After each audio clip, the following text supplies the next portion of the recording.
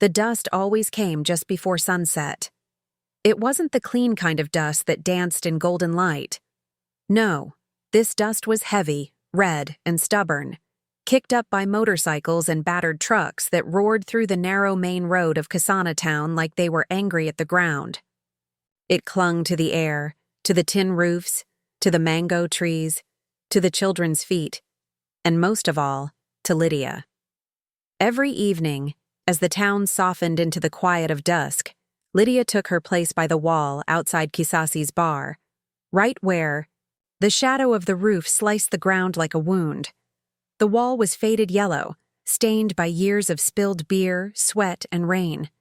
It smelled of sour alcohol and burnt meat from the roasting stand nearby. Still, Lydia sat there every single night, legs crossed at the ankle, back straight, chin up, even though no one looked her in the eye anymore. To the people who passed, she was just that woman with the cheap lipstick. She was the red line the E. Church girls whispered about after choir practice.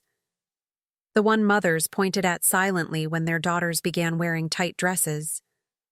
She was the warning in the pastor's Sunday sermon. Lydia's lipstick was always too bright. Almost. Neon pink, a color that didn't suit the dust or the shadows or the disappointment in people's eyes. But she wore it anyway. Like armor. Like protest. She never spoke much. She didn't smile either. She just watched. Watched the men stumble out of the bar with red eyes and heavy breath. Watched the barmaid pour another beer with a hand that no longer shook. Watched the teenage boys run past with their football made of tied-up plastic bags. Watched the sky shift from orange to violet, and the stars begin to blink one by one like old lanterns coming back to life. In her handbag, small, black, and frayed at the edges, she carried 3 things: a broken mirror, a crumpled pack of sanitary pads, and a white envelope.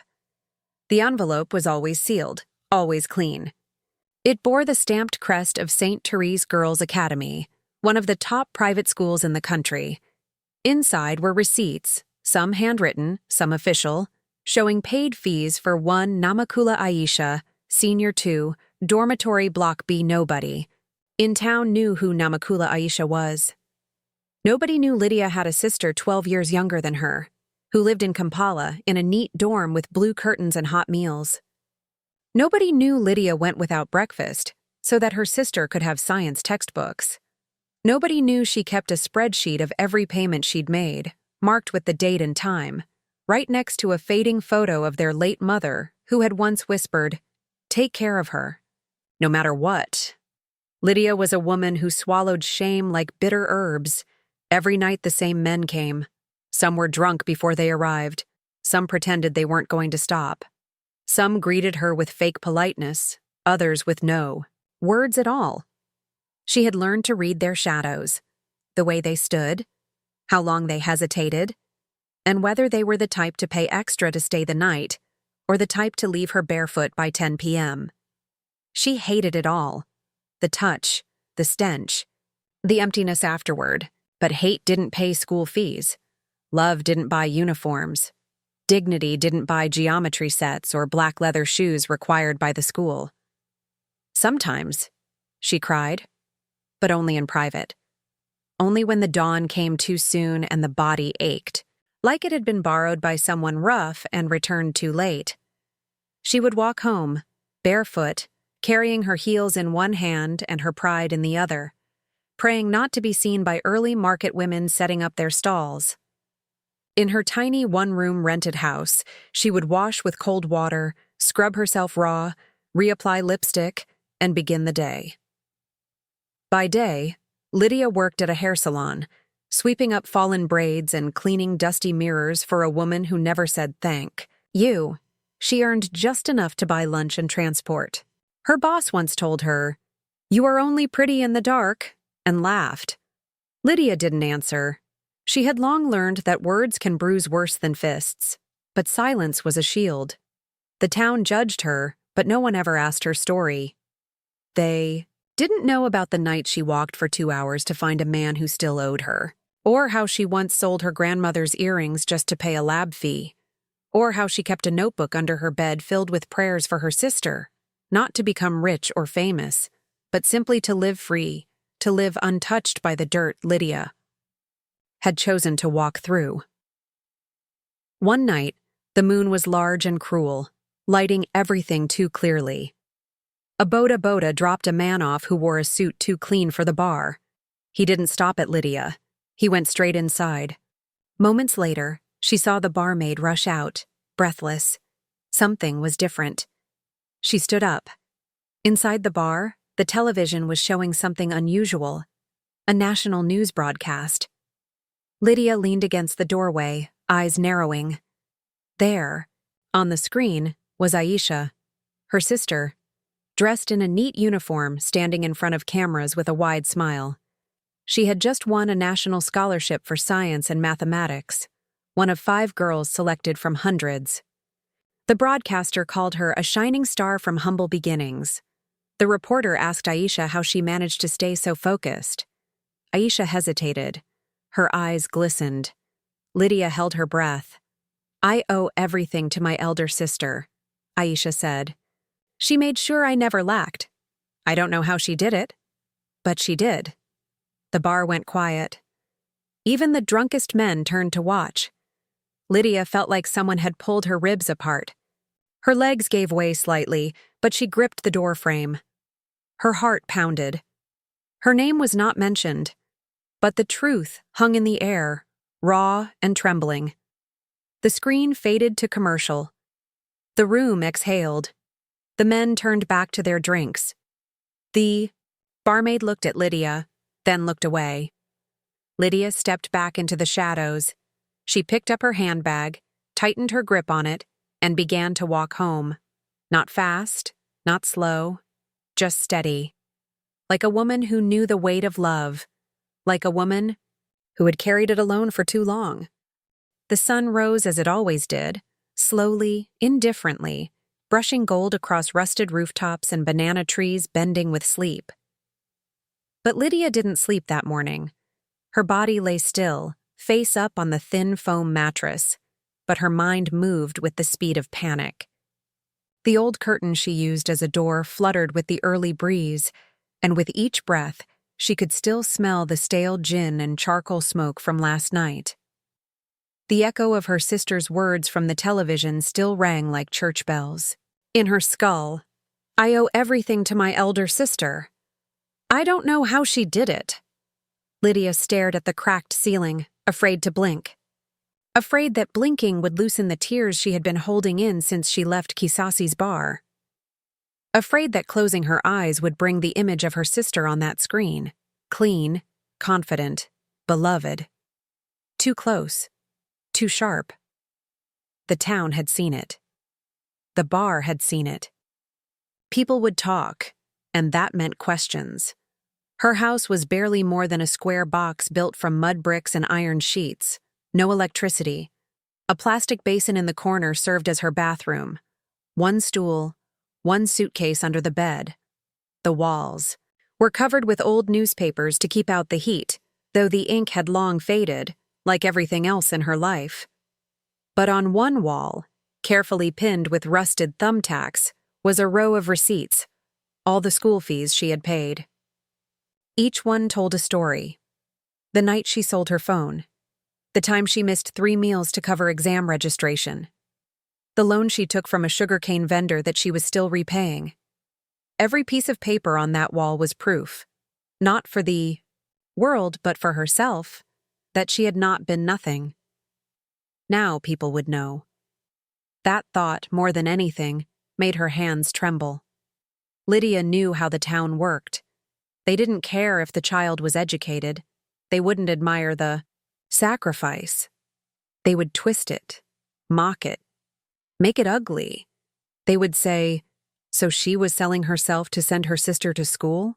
They would laugh like she had been caught stealing from the church collection. She pulled her bedsheet over her head like a coffin lid. At noon, her phone rang, an old techno model with a cracked screen and missing back cover. She let it ring. It rang again and again. Then a message came, then another, then 10 more. Lydia sat up, dread growing like a cold fire in her belly. She finally checked. "Hey, Lydia, was that your sister on TV? People are talking ooh. Come see. You've been hiding this all along? How did you manage that school? Be careful, journalists are in town. They want to talk to her family." Lydia stood frozen in the middle of the room. Her head throbbed. She hadn't brushed her teeth, hadn't eaten, hadn't even changed clothes. But the danger was coming fast. Not with knives, not with police, but with cameras, which in a small town were far more deadly. By 4 p.m., she heard footsteps near. Her house. Not the usual ones. These were cleaner, sharper. She peeped through the curtain. A black car. 2 men with cameras. 1 woman with a notebook and expensive hair. They were asking neighbors for directions. Lydia ducked. Then her phone rang again. This time it was Aisha. She let it ring once, twice. Her thumb hovered over the reject button. But she pressed answer, and for the first few seconds, neither of them spoke. The silence was wide and heavy. Aisha's voice was soft. "I'm coming home." Then the line cut. Lydia sat down. Her hands covered her face. She didn't cry. There were no tears left, just a deep, aching silence. That night, she didn't go to the bar. Instead, she sat at the back of her house under a guava tree with only the moon for company. The darkness wrapped around her like a blanket made of secrets. She remembered when Aisha was little, with skinny legs and 2 missing front teeth. Lydia would carry her on her back, wrap her with an old lasso, and walk down the hill to fetch water. Their mother would laugh and say, "You carry her like she's your own baby."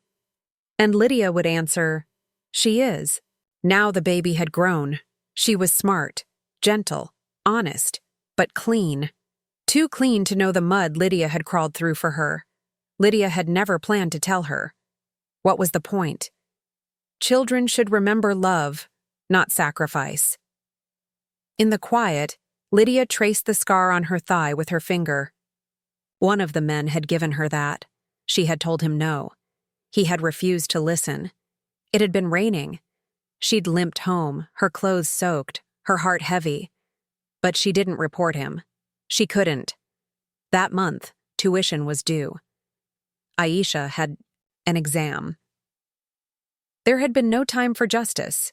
Now they wanted a family interview. Lydia knew how that would go. The journalists would smile, call her brave, twist her story into one of tragedy turned inspiration. But they wouldn't understand the truth, that her dignity was not in the story, but in the silence. In the way she had endured, unpraised, unnoticed, unthanked, and still kept going. She heard another message beep on her phone. From Aisha again. "I'll be there tomorrow." Just 5 words, but they struck like thunder. Lydia went inside, picked her pink lipstick from the shelf, and threw it into the basin. She stared at the mirror, wiped her face clean. No armor tonight, no mask, just skin, and sweat, and silence, as day. She lay down to rest. For the first time in years, she felt afraid. Not of the men, not of poverty, but of being seen, truly seen, and not knowing what would come next. The sun that morning seemed unusually white, like it had no warmth in it, just light, hard and sharp, exposing everything. Even the air felt thinner, like the town itself was holding its breath. In Kasana, people didn't forget things quickly, especially not stories that threatened to rise above the walls of gossip and into the realm of legend. By 10 a.m., Lydia's compound was no longer empty. It began with the children, wide-eyed and barefoot, whispering her name like it was forbidden.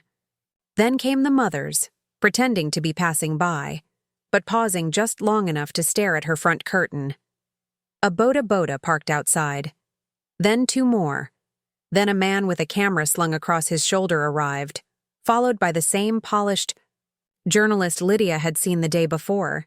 She wore high heels that stabbed into the dusty ground like accusations. She smiled too much, her teeth too white for the setting. Lydia stood inside, perfectly still, wearing the only decent dress she owned, a dull green cotton one with a small tear under the arm that she had stitched that morning with black thread. She had oiled her face, tied a scarf tightly around her hair, and scrubbed her feet clean. But nothing could hide the trembling of her fingers. She could feel her past crawling on her skin, trying to rise, trying to speak before she was ready. Then, she heard it. The engine of a small white school van. Aisha had arrived. The door creaked open and Lydia stepped outside, eyes blinking against the sunlight. The crowd parted, quiet and curious. And there she was, Aisha stepping down from the van in a navy blue school uniform, white socks pulled high, shoes shining. She looked taller, thinner. But her eyes were searching, uncertain, full of questions she had no words for. The two sisters stared at each other. Lydia took one hesitant step forward. Aisha didn't move. The cameras were rolling now. The journalist whispered something to the cameraman. A microphone was lifted. But before Lydia could say anything, Aisha did something no one expected. She walked across the dust, kneeled in front of Lydia, and bowed her head. The town gasped and then, quietly, slowly, with a voice as soft as prayer, Aisha said, "Thank you, Mama." A soundless silence fell over everyone.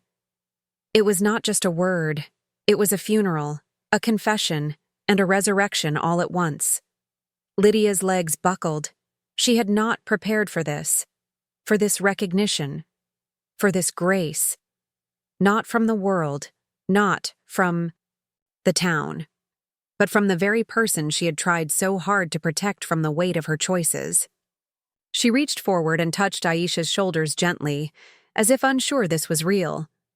Her hands were shaking so hard that the scarf on her head slid back slightly. The journalist took a step forward, clearly wanting a quote. Lydia looked up. Their eyes met. "No," Lydia whispered. The journalist frowned.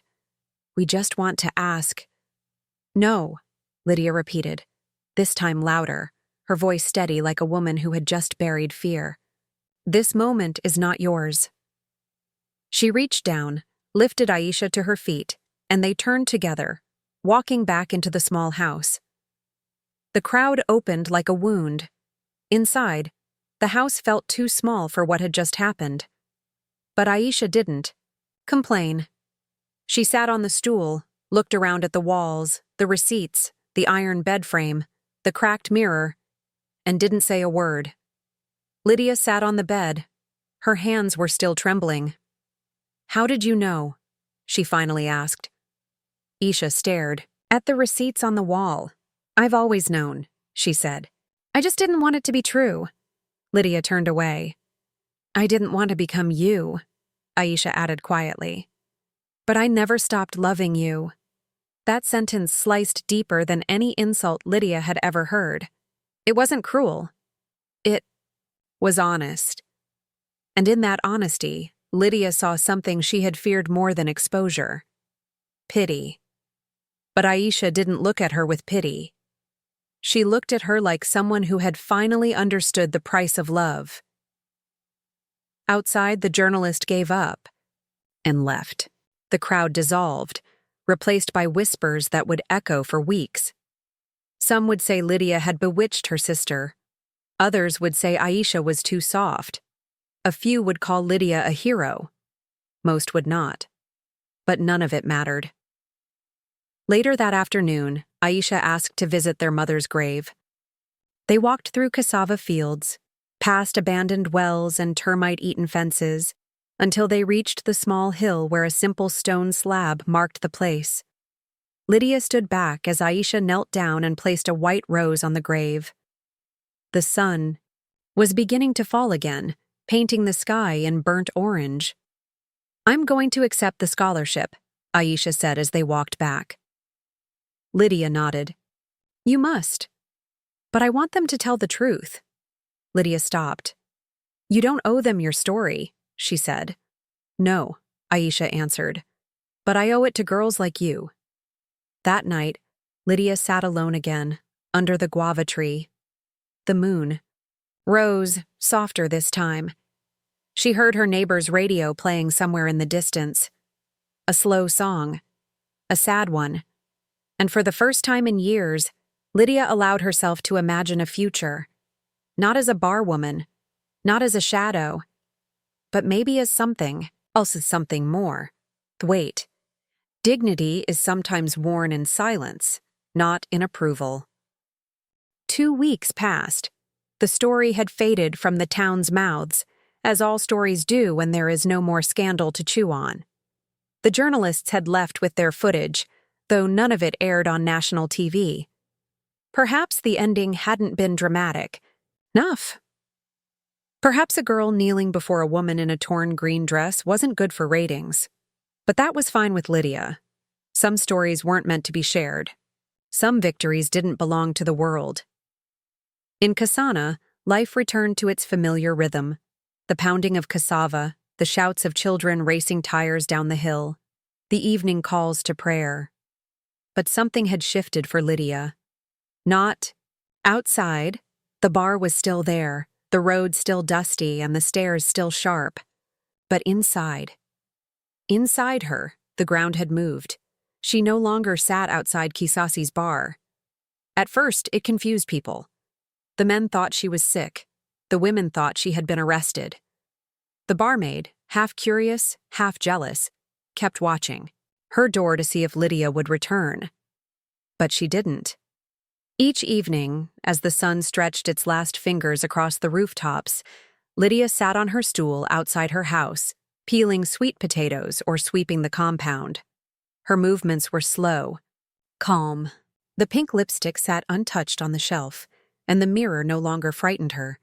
It was as if, by being seen, truly seen, by the one person she was hiding from, she had finally stopped disappearing. One morning, a letter arrived. Iti was written in careful cursive on cream-colored paper, sealed with the logo of the Ministry of Education. Aisha had written it by hand, a short speech she had been asked to give at the National Scholarship Ceremony in Kampala. Lydia unfolded it slowly. Her eyes moved across the words. There was no drama in it, no tears, no headlines, just truth. Quiet, firm, unashamed. Aisha had written about sacrifice, about silent heroes, about women who raised children without ever being called mother. She had ended the speech with the line, "Sometimes the person who gives you the future never sees their own." Lydia folded the letter carefully, like it was made of silk, and placed it between the receipts on her wall. She didn't cry. She just sat there, looking at the pale space between the sunlight and the floor, as if watching her life being rewritten without noise or violence. Only grace. One Sunday, Aisha came again. She didn't come in a school van this time. She came with a small travel bag in a private hire car. When she stepped out, she was wearing a sky blue dress and new sandals. But she still wore the same gentle expression, the one that Lydia had always known, the same one their mother used to wear when cooking beans on the charcoal stove, humming softly without words. Lydia had prepared matoke and groundnut sauce, placing the plates on a plastic mat outside. The two of them sat cross-legged, eating slowly, swatting flies with the same woven fan. Aisha handed her a small envelope. Inside was a bank card. "I opened an account in your name," she said. "Scholarship comes with a monthly stipend. We can share it. You don't have to do any of that again." Lydia stared at the card. Her fingers brushed over the raised letters of her name. It felt unreal, as if it belonged to someone who lived a more acceptable life. A name that hadn't been spit on or whispered about or bargained with, but she said nothing. She just nodded once and placed the card gently in the pocket of her skirt. Later, as the sun softened into gold, Aisha asked if she could sleep over. Lydia made space on the bed, and they lay side by side in the dim room, listening to the insects clicking outside. The night was warm, still. The kind of night that carries no threats, only memory. Aisha turned toward her. "I used to hear things in school," she whispered. "Rumors. Girls who said they'd seen you in town near the bar. I didn't believe them at first. Then I started to wonder. But I couldn't ask you. I was scared of the answer." Lydia stared at the ceiling. "I know," she whispered. "But I wish you'd told me." Lydia shook her head gently. "I didn't want you to carry it." Aisha was silent for a long time. Then she said, "You carried too much alone." That night, Lydia didn't dream of the men, or the bar, or the fear. She dreamed of a field full of maize, tall and green, with no one in sight. Just wind. Just peace. In the weeks that followed, something strange happened. The same neighbors who once avoided eye contact began greeting her softly. Children stopped calling her names. A few women even asked her to braid their hair, and before long, she had set up a small corner outside her house, a stool, a mirror, and a bag of combs. She didn't earn much, but it was hers. Clean. Honest. Quiet. One evening, a young girl came to her, maybe 13, wearing a torn school skirt, looking nervous. "My sister got pregnant," she said. "My mother says she's useless now, but I want to finish school." Lydia didn't ask too many questions. She simply reached for the notebook, where she now kept names and dates, a system, a record. She opened a second bank account, shared her own meager savings. It wasn't charity. It wasn't pity. It was memory. Reaching backward to pull someone forward. And so, the silence became a seed. It didn't make noise, it didn't wear a crown, but it bloomed. One dusty afternoon, a man from the bar passed by. One of the old ones. He slowed when he saw Lydia, sitting outside, her hands covered in hair pomade, gently undoing a girl's braids. He opened his mouth, maybe to mock, maybe to beg. But Lydia didn't look up. She didn't need to. Some truths no longer needed defending. Some names no longer needed hiding. And some women, the ones who have walked through fire without letting it burn their hearts, no longer need to explain themselves. They simply walk on. Quiet, unapologetic, whole.